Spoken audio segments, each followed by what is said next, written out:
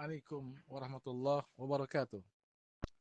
Nama saya Ahmad Sugandi dari Stiu Darul Hikmah. Dalam kesempatan ini saya akan sampaikan secara singkat pengertian tentang riba. Islam merupakan agama yang menekankan prinsip keadilan, keseimbangan, dan kemaslahatan dalam seluruh aspek kehidupan termasuk dalam bidang ekonomi. Prinsip dasar Islam muamalah adalah mengedepankan ta'awun atau tolong-menolong, menghindari kezaliman, dan menciptakan distribusi kekayaan secara adil. Salah satu praktek yang dilarang dalam syariat adalah riba, yakni pengambilan tambahan atau keuntungan yang tak sah dari transaksi hutang piutang atau jual beli. Apa itu riba?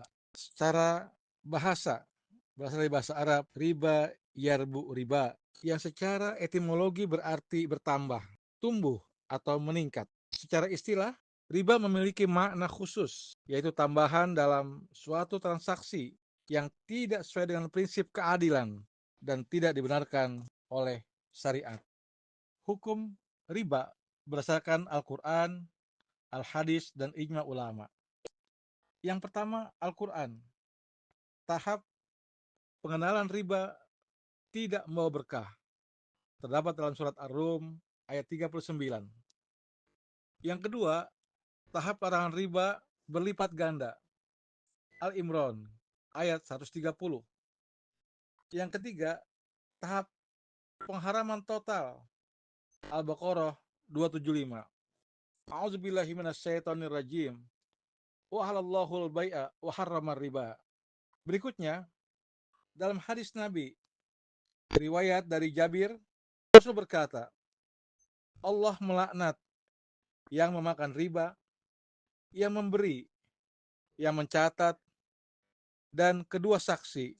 Hadis riwayat Muslim. Menurut ijma ulama, para ulama dari seluruh mazhab yang empat telah bersepakat bahwa riba hukumnya haram. Tidak ada perbedaan pendapat mengenai keharamannya, baik dalam bentuk riba fadl, riba nasi'ah, riba qard, maupun riba jahiliyah. Kesepakatan ini memperkuat posisi hukum larangan riba sebagai salah satu prinsip fundamental dalam syariat Islam. Jenis-jenis riba. 1. Riba qard, riba dalam hutang piutang. Riba qard adalah tambahan dan keuntungan yang dipersyaratkan oleh pemberi pinjaman kepada penerima pinjaman. Kedua, riba jahiliyah, riba yang dikenal sejak lama pada zaman pra-Islam, yaitu ketika seseorang tidak mampu membayar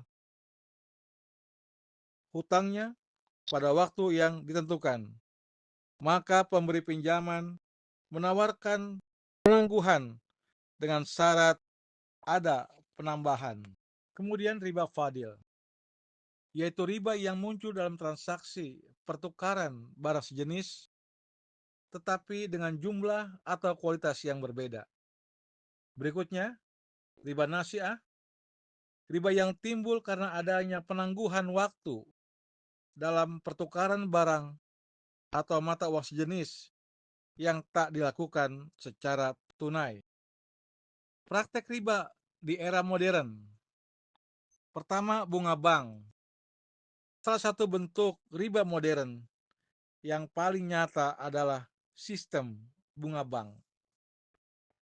Kemudian, sistem kredit konsumtif. Pembelian barang secara kredit dengan harga yang jauh lebih tinggi dibandingkan harga tunai. Karena selisih harga tersebut sebenarnya merupakan bentuk tambahan karena adanya penundaan pembayaran. Berikutnya, sistem kartu kredit. Penggunaan kartu kredit seringkali mengandung unsur riba ketika pengguna tidak dapat melunasi tepat waktu sehingga ditentukan bunga denda berkelanjutan. Lalu kemudian apa dampak riba? Pertama, dampak riba terhadap individu. Orang yang berhutang dengan bunga seringkali terjebak dalam lingkaran utang yang sulit dilunasi. Sehingga banyak kita temukan sebuah keluarga atau individu yang akhirnya mengambil jalan pintas sampai titik tertentu, yaitu bunuh diri karena hutang dan bunga yang berlipat-lipat. Kemudian, dampak riba terhadap masyarakat. Masyarakat yang memiliki akses pada modal tentu akan mendapatkan uang yang jumlah besar. Sebaliknya, masyarakat yang kecil sebagai peminjam akan mengalami kondisi yang mengenaskan. Sudah cukup banyak cerita-cerita yang nyata kepada kita. Kehidupan keluarga, masyarakat yang rusak akibat yang menimpa masyarakat. Itulah, baik dampak individu maupun dampak masyarakat, keduanya sangat memukul kondisi sosial masyarakat kita. Semoga paparan singkat riba ini menjadi jelas dan menjadi perhatian kita bersama. Lebih kurangnya mohon maaf. Wassalamualaikum warahmatullahi wabarakatuh.